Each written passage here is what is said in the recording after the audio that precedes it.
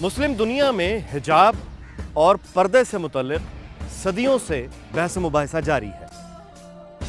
कुरान मजीद में अल्लाह ताला के वाज़े अहकामात हिजाब के हवाले से हमारी रहनुमाई के लिए मौजूद हैं, मगर उनकी तशरीह के हवाले से उलमा की राय में इख्तलाफ पाया जाता है।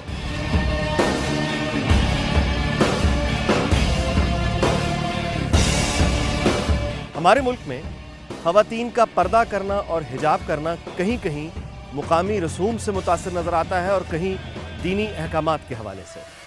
और हिजाब के हवाले से मर्दों के फ़राइज़ क्या हैं, इसको हम निहायत आसानी से नज़रअंदाज कर देते हैं।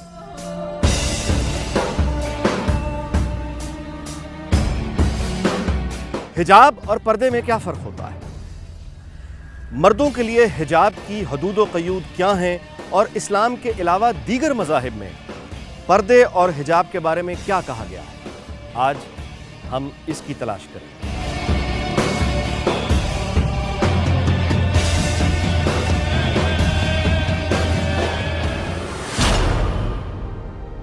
हिजाब के मानी हैं रुकावट पैदा करना। मारूफ मानों में हिजाब को गैर महरम लोगों से अपने आप को बचाना लिए जाते हैं।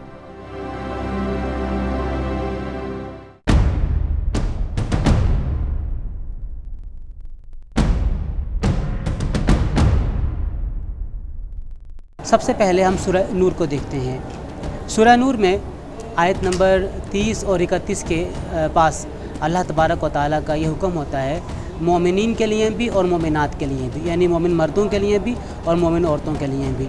मोमिन मर्दों के लिए हुक्म ये है कि मोमिन मर्द अपनी आँखों को झुकाए रखें और अपने शर्मगाहों की हिफाजत करें।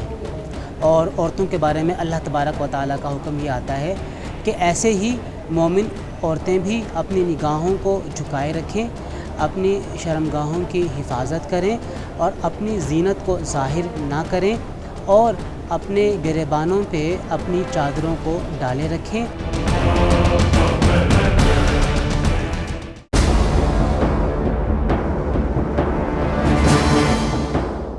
अल्लाह तबारक व तआला ने कलाम हमीद में कहा या अय्युहन नबी कुल्ली अज़वाजिका बनातिका निसाइल मोमिनीना युदनीना अलैहिन्ना मिन जलाबिबिहिन। ए नबी अलैहिस्सलातु तस्लीम अपनी बीवियों को, अपनी बेटियों को और मोमिना औरतों को कह दो कि अपने जलबाब को ओढ़ा करें। अब इसके अंदर इस आयत मुबारका से बात वाज़ेह होती है कि वो अहकामात जो अल्लाह तबारक व तआला ने उम्महातुल मोमिनीन के लिए वज़ा किए हैं या रसूल सल्लल्लाहु अलैहि वसल्लम की बनातुत ताहिरात के लिए वज़ा किए हैं या मोमिना औरतों के लिए वज़ा किए हैं, वो एक यकसा हैं। और वो पूरा का पूरा कोड जो है, जब आप उम्महातुल मोमिनीन के बारे में अहकामात पढ़ते हैं या दीगर मुकामात पढ़ते हैं, वो बिल्कुल क्लियर कट होकर सामने आता है। हिजाब के हवाले से कुरान मजीद की मुक़द्दस आयात के नज़ूल का पस मंज़र क्या था? मदीना मुनव्वरा में मुसलमान रहते थे तो उनके साथ यहूद और मुशरिक भी रहा करते थे, और यहूद और मुशरिक के औबाश नौजवान शाम के औकात में बस्ती से बाहर जाने वाले रास्तों पे छुप कर बैठ जाते, और वो ख़वातीन जो रफ़ा हाजत के लिए बस्ती से बाहर जाती थी उनके रास्तों में रोड़े अटकाते और उनके ऊपर मुख्तलिफ़ किस्म की फप्तियाँ कसते और उन्हें गुनाह की तरफ आमादा करने की कोशिश करते। और अगर कभी शिकायत की जाती कि इन्होंने किसी मुसलमान खातून को छेड़ा है तो आगे से वो ये कह देते थे कि हमें तो इल्म में नहीं आया कि यह खातून मुसलमान है या गैर मुस्लिम। इस मौके पे अल्लाह तबारक व तआला की तरफ से वाज़ेह हुक्म यह आ गया कि ए नबी सल्लल्लाहु अलैहि वसल्लम, आपने अपनी अज़वाज को, अपनी बेटियों को और मुसलमान ख़वातीन को ये हुक्म दे देना है कि आइंदा से जब वो बाहर निकला करेंगी तो उन्होंने अपने चेहरों को और अपने जिस्म को चादर के पल्लुओं से छुपा के रखना है।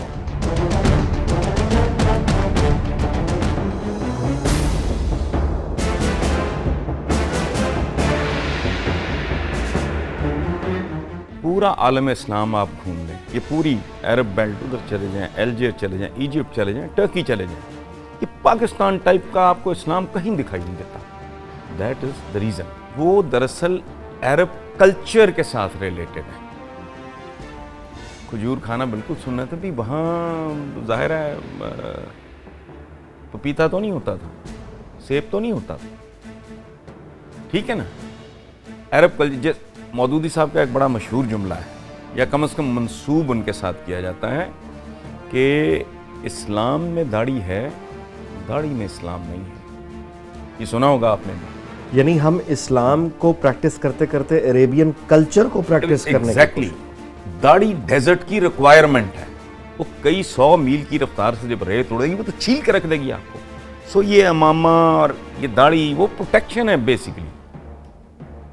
لمبے بال چائنیز وغیرہ میں رکھے جائے تو وہی پروٹیکشن ہے, چونکہ آپ لوہے کو تو تلوار کاٹ سکتی ہے, لیکن اگر لمبے بال آپ کے یہاں پیچھے ہو تو سوڈ بھی اس پہ اثر نہیں کرتی, سوڈ بالوں کو کاٹ نہیں سکتی.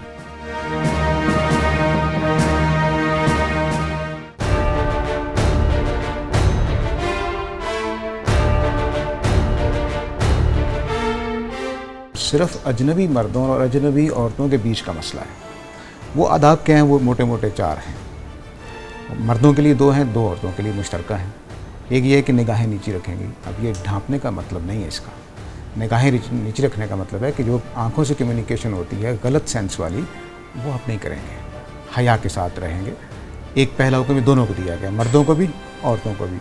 دوسرا حکم یہ دیا گیا کہ اپنے شرمگاہ کی حفاظت کریں گے. شرمگاہ کی حفاظت کا مطلب ہمارے ہاں پتہ نہیں کیوں لے لیا گیا ہے کہ اس کا مطلب ڈھانپنا ہے. ڈھانپنا نہیں, آپ نے پورا لباس پہنا ہو لیکن آپ اس طرح کی ایکٹیویٹیز میں انوالو ہو سکتے ہیں یا اس طرح کے اشارے کنائے کر سکتے ہیں کہ آپ غلط میسج دے رہے ہیں. اس کو روکا ہے یہاں اللہ تعالیٰ نے کہ آپ کی ایکٹیویٹیز ایسی نہیں ہونی چاہیے کہ جو زنا کی طرف چلی جائیں. تیسرا حکم عورتوں کے لیے اللہ تعالیٰ نے جو دیا ہے وہ یہ ہے کہ اپنی زینت کا اظہار نہیں کریں گی. یعنی میک اپ کیا ہے, بناؤ سنگار کیا ہوا ہے, کچھ زیورات پہنے ہوئے ہیں, اس کا اظہار نہیں کریں گی. الا ما ظہر منہا, سوائے اس کے کہ جو ظاہر ہو. اس میں کچھ لوگوں نے خیال کیا کہ جب ہم نے لباس پہنا تو اس کا ظاہری حصہ جو نظر آ رہا ہے. ایک بڑے گروہ نے کہا کہ نہیں, اس کا مطلب چہرہ, ہاتھ اور پاؤں ہے. تو اللہ تعالیٰ نے اسی حکم کو یہ دیا کہ اپنی زینت کا, اپنے میک اپ کا اظہار نہیں کریں گی, تو اس میں انہی 3 چیزوں کو استثناء کر دیا کہ ان کو ظاہر کر ہو جائے تو مسئلہ نہیں ہے. چوتھا حکم یہ ہے کہ بازیب کی آواز نہ نکال کر چلیں. یہ حکم بتا رہا ہے کہ ان 2 حکموں کا مطلب, چاروں حکموں کا مطلب کیا ہے. اب یہاں دکھانے کی بات ہی نہیں ہو رہی ہے, یہاں آواز پیدا کرنے کی بات ہو رہی ہے. تو دکھانے سے تعلق ہی نہیں تھا اصل میں یہ ساری وہ چیزیں ہیں جو مخالف جنس کو اٹریکٹ کرنے کے لیے عورتیں کر سکتی ہیں یا مرد کر سکتے ہیں.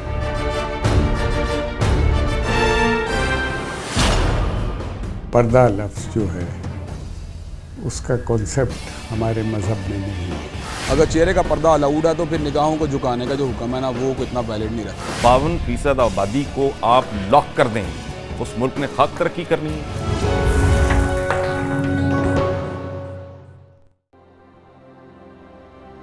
سورہ احزاب میں اللہ تعالیٰ کا ارشاد ہے, اے نبی اپنی بیویوں اور بیٹیوں اور اہل ایمان کی عورتوں سے کہہ دو کہ اپنے اوپر اپنی چادروں کے پلو لٹکا لیا کریں.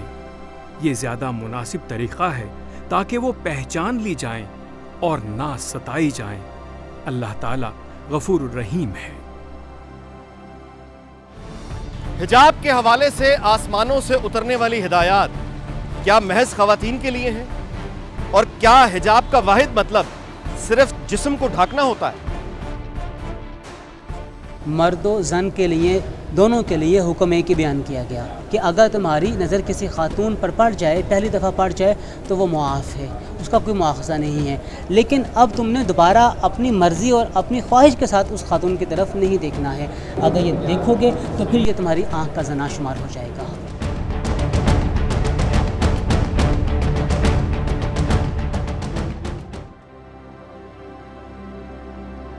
مسلمانوں میں یہ فقہی اختلاف ہے کہ حجاب کی کیفیت و حدود کیا ہوں. چہرے کو ڈھانپا جائے یا چہرہ و ہاتھ کھلے رکھتے ہوئے باقی پورا جسم ڈھانپا جائے.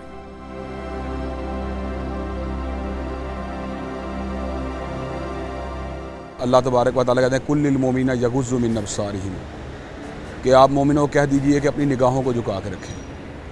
اگر چہرے کا پردہ الاؤڈ ہے تو پھر نگاہوں کو جھکانے کا جو حکم ہے نا وہ اتنا ویلڈ نہیں رہتا.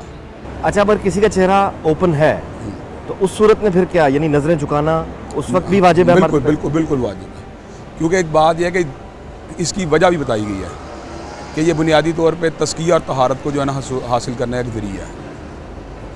یہ جب انسان اپنی نگاہ کو جھکائے گا تو اس کے نتیجے میں اس کی پاک دامنی کا تحفظ ہوگا. اگر اس کی نگاہ ڈلے گی اور اس کا ایکسپوجر ہوگا، وہ چیزوں کو دیکھے گا، تو الٹیمیٹلی اس کے وجود کے اندر جو ہے نا ایک ہیجانی کیفیت پیدا ہوگی یا اس میں اسٹیمولیشن پیدا ہوگی. لیکن اگر اپنی نگاہوں کو جھکا کے رکھے گا تو اس میں اسٹیمولیشن پیدا ہونے کے امکانات نہیں رہیں گے.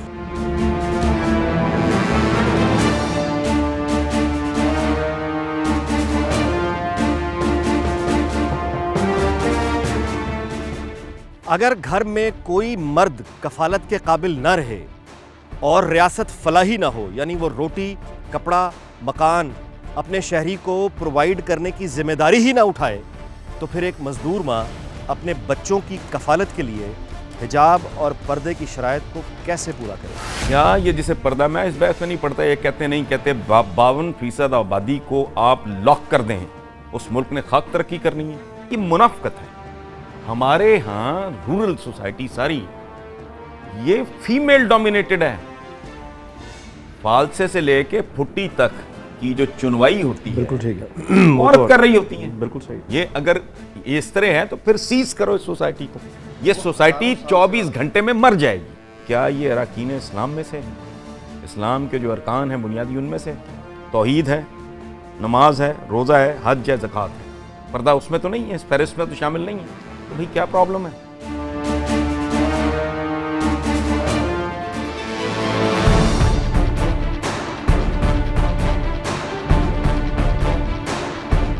پردہ لفظ جو ہے اس کا کانسیپٹ ہمارے مذہب میں نہیں ہے. ہمارے ہاں جو چیز استعمال ہوئی جب اسلام آیا تو اس کے لیے حجاب کا لفظ تھا عربی کا، اور حجاب کا مطلب پردہ نہیں ہے، حجاب کا مطلب شرم و حیا ہے. یعنی اس کا تعلق رویے سے ہے، اس کا تعلق چہرہ چھپانے سے یا چھپانے سے نہیں ہے کسی چیز کو. جو پردے کا تصور ہے وہ ثقافتی ہے، کلچرل اس کی جو امپورٹنس ہے وہ ضرور ہے. یہ اربنائزڈ مڈل کلاس کا کلچر ہے، اربنائزڈ ثقافتیں ہیں، ان کا تعلق دیہات سے نہیں ہے. جہاں بنیادی طور پر انسان کی داخلی تربیت ہے. عورتیں مرہم پٹی کرتی ہیں مردوں کے جسم پر، پردہ یہ ہوتا ہے. حج عمرے پہ عورت نہیں جا سکتی اگر وہ فوٹوگراف نہیں بنواتی. تو پھر سعودیز کیوں یہ پابندی نہیں اٹھاتے؟ آپ زیادہ ٹھیکیدار ہیں.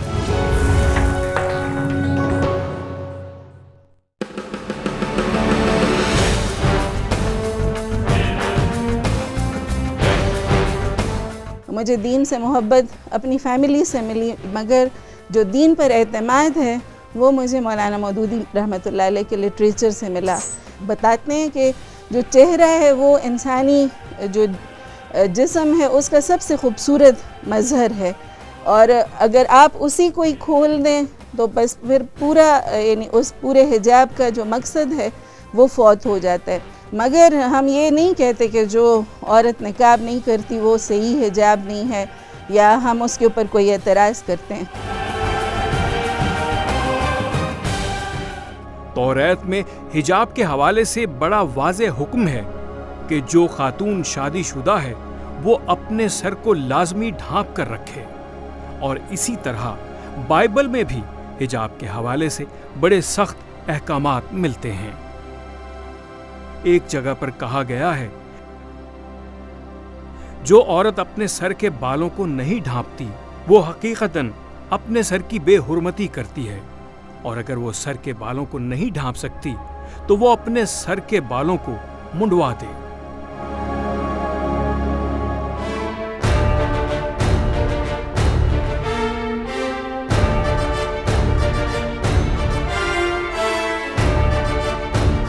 حجاب بنیادی طور پر انسان کی داخلی تربیت ہے. اگر اس کی نگاہ میں فطور ہے تو اس کو منٹوں کا افسانہ بھی فوش نظر آئے گا. سو بنیادی چیز یہ ہے کہ آپ اپنا حجاب جیسے چاہیں کریں، لیکن اصل چیز یہ ہے جو اسلام کو اور کسی بھی اعلیٰ سوسائٹی کو قابل قبول ہے وہ یہ ہے کہ آپ بحیثیت انسان آپ کی کیا گرومنگ ہوئی ہے روحانی طور پر. حج کا حکم ہے کہ حج کے دنوں میں جو ایام حج 5 ہیں ان میں حکم یہی ہے کہ خواتین اپنے چہروں کو ننگا رکھیں گی، اپنے ہاتھوں کو اور اپنے پاؤں کو بھی۔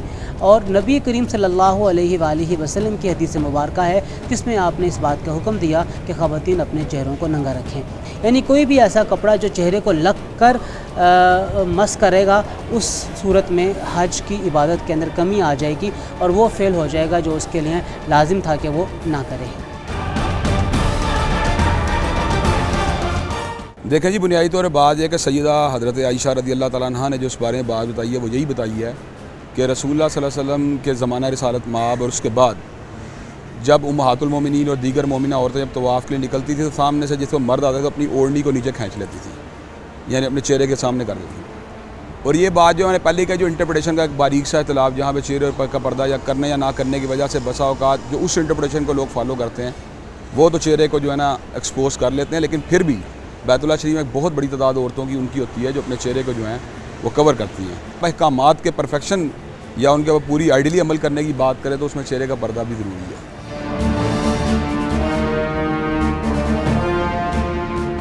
عبدالحلیم شتا انہوں نے کتابیں لکھی ہے، اس کتاب کا نام ہے اسلامی تہذیب میں عورت کا مقام۔ اس میں انہوں نے بہت ساری حدیثیں اکٹھی کر دی ہیں جس میں نبی اکرم صلی اللہ علیہ وسلم کے زمانے میں جنگوں میں پردے کے حکم نازل ہونے کے بعد بہت سارے مواقع پر مرد اور عورت اکٹھے ہیں، جنگوں میں جاتے ہیں، وہ تیمارداری، عورتیں مرہم پٹی کرتی ہیں مردوں کے جسم پر۔ پردہ یہ ہوتا ہے؟ یہ تو پردہ نہیں ہے۔ تو حیاداری کے تقاضے کے ساتھ ایک صحابی ہیں عاصم رضی اللہ تعالیٰ عنہ، ان کو کاری زخم آ گیا، تو جنگ احزاب ہے، تو نبی صلی اللہ علیہ وسلم نے اس خاتون کے خیمے میں ان کا بستر لگوا دیا کہ یہ ان کے پاس رہیں گے، تیمارداری اچھی رہے گی۔ تو 3 دن اور 3 راتیں وہ دونوں ایک خیمے میں رہتے رہے۔ تو نبی صلی اللہ علیہ وسلم کے ہاں تو ایسا سختی نہیں جو ہمارے ہاں ہے۔ ہاں البتہ اتنی بات درست ہے کہ اگر کسی زمانے میں کوئی فتنہ پیدا ہونے کا امکان ہے تو ہم اس کی حفاظتی تدابیر کر سکتے ہیں۔ یہاں مجھے حضرت علی شریعتی یاد آتے ہیں۔ وہ کہتے ہیں کہ اسلام جو ہے اس کو سمجھنا ہو تو یہ جان لو کہ یہ بیسڈ ہے ایک بنیادی کلیے پہ، فلسفے پہ۔ وہ کیا ہے؟ Changing rules for the changing needs, unchanging rules for the unchanging needs.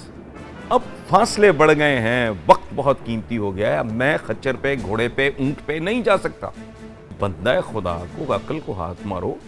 ایک ٹرائبل سوسائٹی میں اور ایک 3 شفٹ سوسائٹی جہاں 8 گھنٹے کی شفٹوں میں کام ہوتا ہے، ابھی پاکستان تو وہاں نہیں پہنچا، 3 شفٹ 8 گھنٹے کی شفٹ ہوتی ہے۔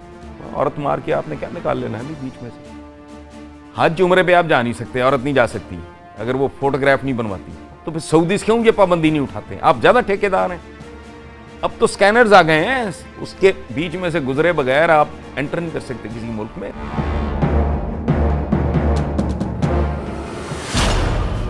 پردہ جو ہوتا ہے نا ایک آؤٹر ڈریسنگ کا نام ہے۔ مقصد صرف سطر چھپانا ہے۔ خواتین اپنے چہروں کو ڈھانپ کے رکھیں۔ یہاں شبہ پڑ جائے یہ عورت، ایسی دل کرتا ہے آدمی کی آنکھیں نکال لے ساکٹ میں۔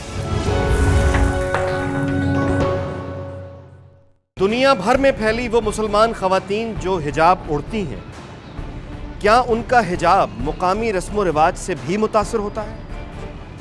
پردہ جو ہوتا ہے نا ایک آؤٹر ڈریسنگ کا نام ہے۔ جو انر ڈریسنگ ہوتی ہے وہ تو ہر قوم کی اپنی اپنی ہوتی ہے۔ مثال پاکستانی قوم کی انر ڈریسنگ جو ہے شلوار قمیض ہے، اسی طرح بعض قوموں کی جو ہے وہ میکسی ہے، اس طرح بعض قوموں کی ساڑی ہے۔ تو وہ جو ایک گھریلو یا ڈومیسٹک لائف کا جو لباس استعمال ہوتا ہے، پردہ اس کے اوپر ایک کورنگ کا نام ہے۔ اب یہ گھر کے اندر اور باہر کا فرق بتا رہے ہیں؟ میں گھر کے اندر اور باہر، گھر کے اندر بنیادی طور پہ بات یہ ہے کہ ایسا لباس تو نہیں ہونا چاہیے جو ولگر ہو، لیکن ایک ایسا لباس جس کے اندر یعنی کہ عورت کا ایک جو اس کو گھر میں نقاب کرنے کی ضرورت نہیں ہے، اس کو گھر میں جلباب اوڑھنے کی ضرورت نہیں ہے، اس کا ایک ایسا ڈریس اپ ہو جس کے اندر وہ اپنے وہ شرائط پوری ہوتی ہے، وہ شرائط پوری ہوتی ہے، جس میں شرم و حیا کا جو ہے نا سارے معاملات جو ہیں اگر پورے ہوتے ہوں، بھائیوں کے سامنے، باپ کے سامنے، بیٹوں کے سامنے، ظاہری بات ہے یہ محرمات ہیں، ان کا بندہ سفر بھی کر سکتا ہے، خلوت کے اندر بھی ہو سکتا ہے، تو ان کے لیے وہ احکامات باہر کا ظاہر کا پردے یا حجاب یا نقاب کے احکامات نہیں ہیں۔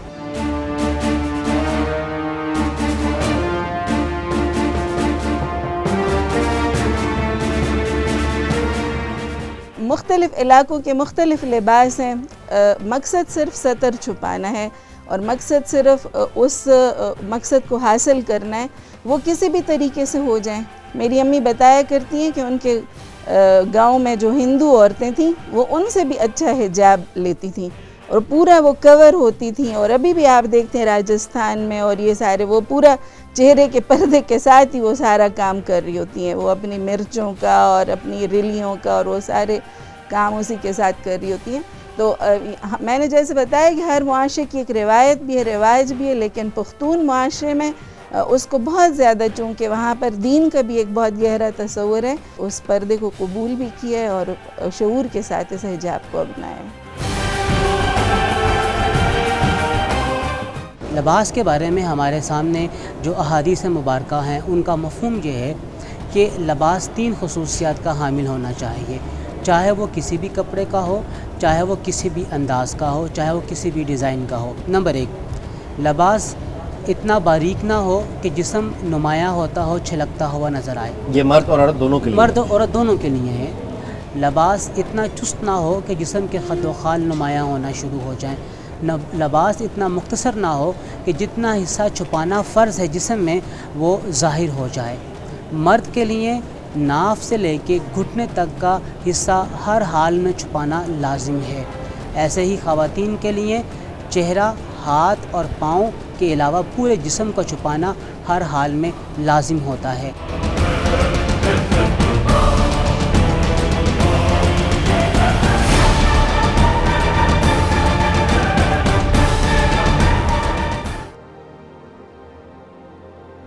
इस्लाम, यहूदियत, ईसाइयत के अलावा ज़मीनी मज़ाहिब जैसे सिखिज़म, बौद्धिज़्म और हिंदुइज़्म में भी हिजाब को औरत का वक़ार करार देते हैं। ये तस्वीर 20वीं सदी के आगाज़ में मशरक़ी यूरोप के यहूदी और अमेरिका के यहूदियों के लिबास की अक्कासी करती हैं। ये तस्वीर 18वीं सदी के बरतानिया की। इन तस्वीर में हम सिख, हिंदू और बुद्ध मत की ख़वातीन का लिबास देख सकते हैं। दिलचस्प हकीकत ये है कि मग़रिब में औरत का हिजाब सनती इनक़िलाब की माशी ज़रूरियात ने उतार कर दूर फेंक दिया और उसको निस्वानी आज़ादी का नाम दे दिया गया। ख़वातीन के बारे में ये है कि आप अपनी ज़ीनतों को छुपा कर रखें। अच्छा, अब उसकी इंटरप्रिटेशन की बात है। मैं ये समझता हूँ कि ज़ीनत को छुपा करने का मतलब ये है कि आप अट्रैक्टिव बन के पब्लिक प्लेस पे लोगों के सामने ना आए। ज़ीनत छुपाने का मतलब ये है। ज़ीनत कहते हैं खूबसूरती को, ज़ीनत कहते हैं अट्रैक्शन को, ज़ीनत कहते हैं अट्रैक्टिव पोस्चर को। इल्लत को लाजमी तौर पे अपने सामने रखा जाना चाहिए। इल्लत क्या है? इल्लत है फितने का पैदा होना। अगर ऐसा मुकाम है जहाँ पे फितना पैदा नहीं होता है तो वहाँ पे ये हुक्म भी इस तरह नहीं होगा। जैसे हज की मिसाल ले लीजिए, लेकिन हम फ़ी ज़मानी ना अपने मामलात और मसाइल को देखते हैं तो हमारे सामने ये बात आश्कारा हो जाती है कि इस ज़माने में फितना बहुत ज़्यादा बढ़ गया है और फितने का जो बुनियादी सबब बनता है वो चेहरे का पर्दे के अंदर ना होना है। आजकल के ज़माने के फुक़हा हैं, उन तमाम का यही फ़ैसला है और वो फ़ैसला एहतियात की बुनियाद के ऊपर है कि ख़वातीन अपने चेहरों को ढाँप के रखें। लेकिन अगर ना ढाँपें, चेहरा ना ढाँपें, बाकी शराइत पूरी होती है, चेहरा ना ढाँपें, बाकी शराइत पूरी होती हो तो फितने का अंदेशा बहरहाल वहाँ पे मौजूद रहेगा।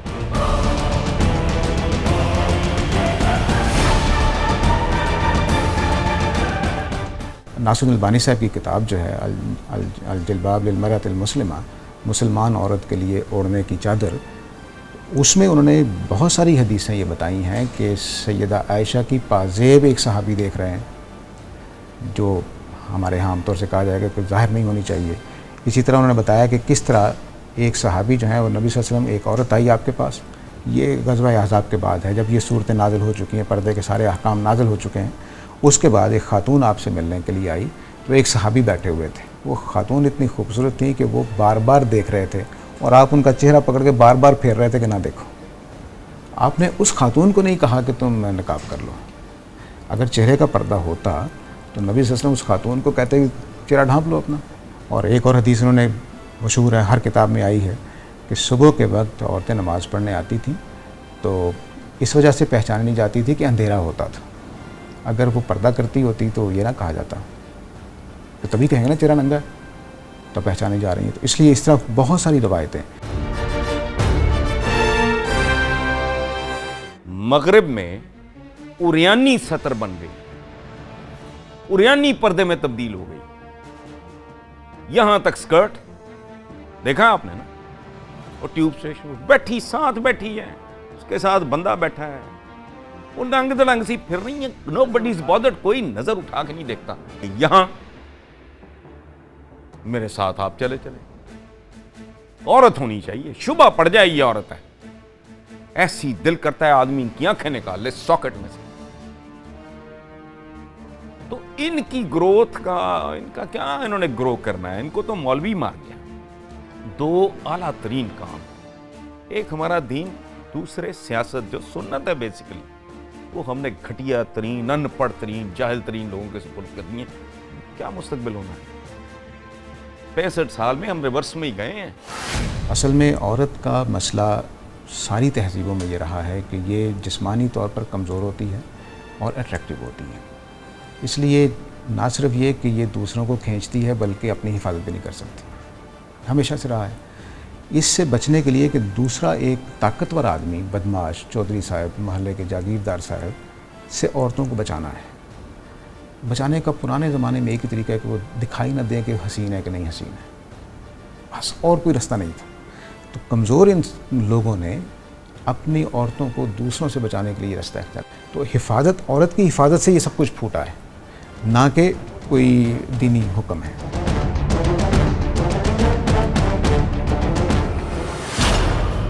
ایک عورت کو نبی صلی اللہ علیہ وسلم نے پوری مسجد کی ذمہ داری دے رکھی. اصل چیز ہے جسم کو ڈھانپنا. میل ڈومینیٹڈ سوسائٹی کا مائنڈ سیٹ ہے. اس طرح کی اسٹیٹ میں جائے کہو کہ ہم نے حجاب مار مار کے گنبا بنا دیا.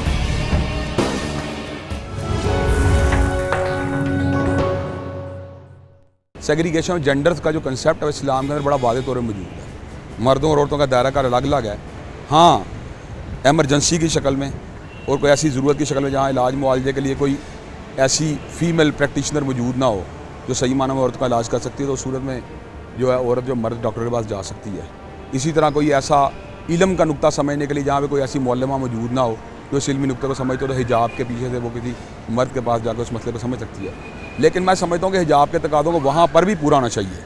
یہ نہیں ہونا چاہیے کہ اس میں فری مکسنگ کا جو ایلیمنٹ جو پیدا ہو جائے. ہمارے یہاں پرابلم یہ ہے مذہبی عناصر کی کہ وہ تقلید میں زیادہ بلیو کرتے ہیں بنسبت اجتہاد اور تحقیق کے. ان کا خیال یہ ہے کہ جو سوسائٹی 500 سال پہلے تھی یا 1000 سال پہلے تھی, وہ سوسائٹی اگر ریوائیو کر لی جائے تو اس سے اسلام کی ڈیمانڈز جو ہیں خدمت ہو جائے گی, ڈیمانڈز پوری ہو جائیں گی. مثلا آج کل جو کو ایجوکیشن کا سلسلہ ہے پاکستان میں, ہمارے معاشرے میں, وہ آج سے 50-60 سال پہلے نہیں تھا. اسی طرح جو لوگ, جو خواتین جس طرح آج کل ملازمت کرتی ہیں, آج سے 20-25-30 سال پہلے یہ کلچر نہیں تھا. تاریخ ہمیشہ اور زمانہ آگے کی طرف چلتا ہے, اس کو آپ نہ تو روک سکتے ہیں اس کے سفر کو, نہ وہ پیچھے ہٹا سکتے ہیں آپ.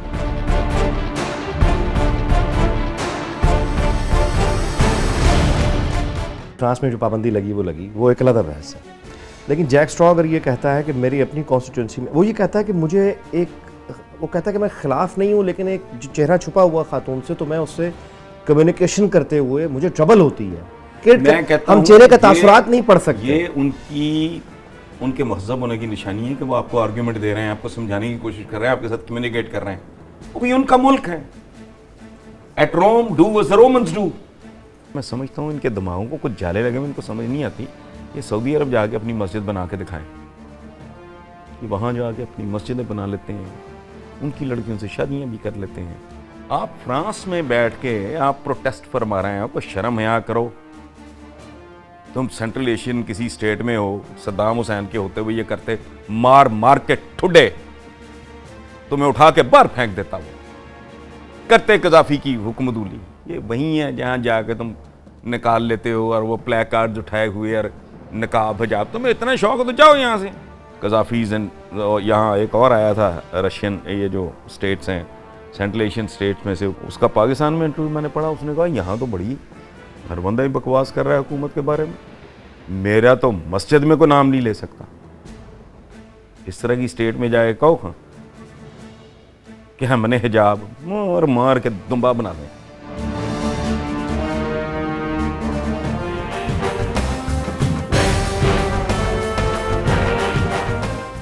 حجاب کسی بھی سطح پر ایک خاتون کو یا ایک آدمی کو اپنے کام سے, اپنے انٹلیکٹ سے, اپنی جو بھی اس کی ویژن ہے اس سے نہیں روکتا. میں نے ایران کے اندر کیمرہ آپریٹر خواتین دیکھی ہیں, تھیٹر کے اندر تمام ٹیکنیشنز خواتین تھیں حجاب کے ساتھ, یونیورسٹیوں میں تمام جو بھی کام ہو رہا تھا وہ حجاب کے ساتھ ہو رہا تھا. اور میں نے انٹرویو جس ٹی وی اسٹیشن میں دیا اس کو سب لڑکیاں آپریٹ کر رہی تھیں. پردے کے وہ تصورات جو علاقے سے اسلام میں داخل ہو گئے, جیسے ہمارا برقع, تو وہ تو بعض اوقات ہو سکتا ہے رکاوٹ بنتا ہو, لیکن جو قرآن مجید کی تعلیمات میں نے ابھی عرض کی ہیں, میرا نہیں خیال کہ وہ رکاوٹ بنتی ہیں, کسی ترقی کی راہ میں حائل ہوتی ہیں. بلکہ وہ کتاب اگر آپ پڑھ لیں, وہ نظریاتی کونسل نے چھاپ دی ہے جو شلتوت صاحب کی, شتا صاحب کی, اس کتاب کو دیکھیں تو وہ آپ کو ایسے لگے گا کہ مرد اور عورت شانہ بشانہ کام کر رہے ہیں. ایک عورت کو نبی صلی اللہ علیہ وسلم نے پوری مسجد کی ذمہ داری دے رکھی.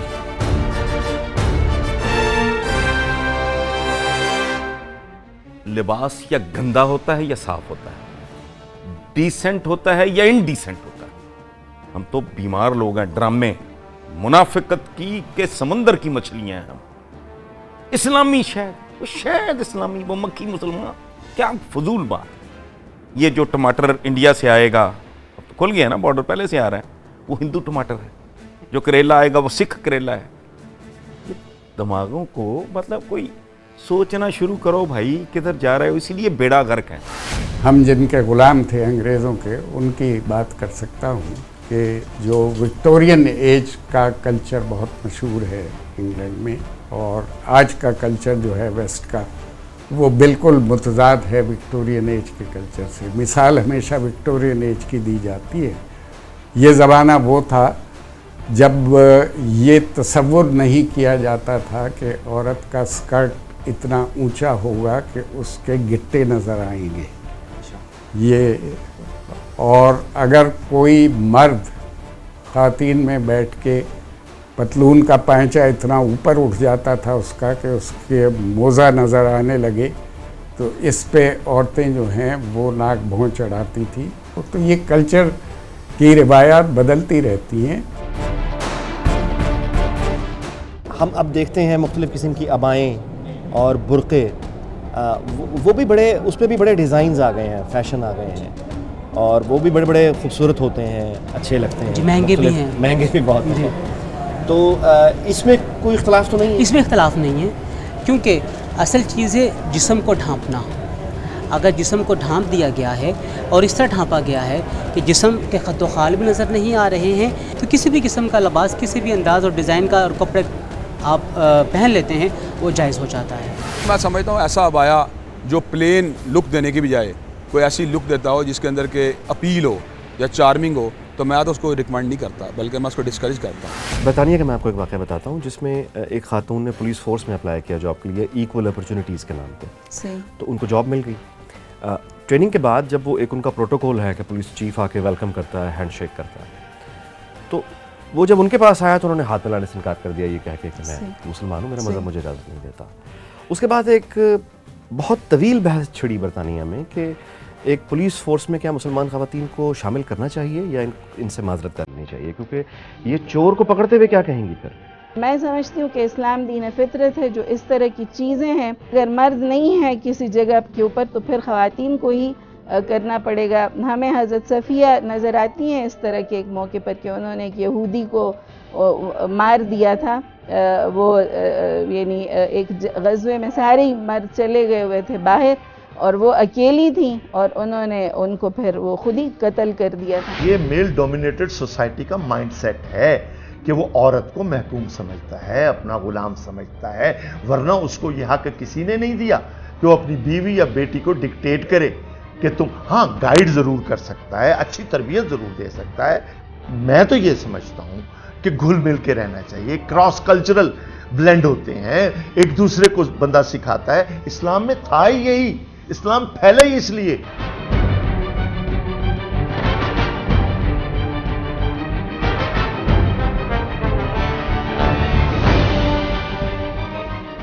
اس پروگرام میں ہم نے علماء کی رائے حاصل کی, دانشوروں اور تاریخ دانوں سے بھی رہنمائی حاصل کی. مقصد یہ تھا کہ ہم حجاب کے حقیقی معنوں تک پہنچ سکیں. جیسا کہ پروگرام کے شروع میں عرض کیا تھا, یہ مباحثہ عالم اسلام میں صدیوں سے جاری ہے, اور یہ پروگرام نشر ہو جانے کے بعد یہ بحث ختم نہیں ہوگی, مکالمہ جاری رہے گا. البتہ 3 باتیں اس پروگرام سے بہت واضح ہو کے سامنے آتی ہیں. نمبر 1 کہ حجاب کی پابندیاں اور حدود و قیود یہ محض خواتین کے لیے نہیں ہے, یہ مردوں پر بھی اسی طرح سے لازم ہے جتنا کہ خواتین پر. نمبر 2 حجاب کی کوئی پابندی کسی مرد یا زن کو ترقی کے زینے چڑھنے سے نہیں روکتی. اور سب سے بڑھ کے یہ کہ دین اسلام میں جبر کی کوئی گنجائش نہیں.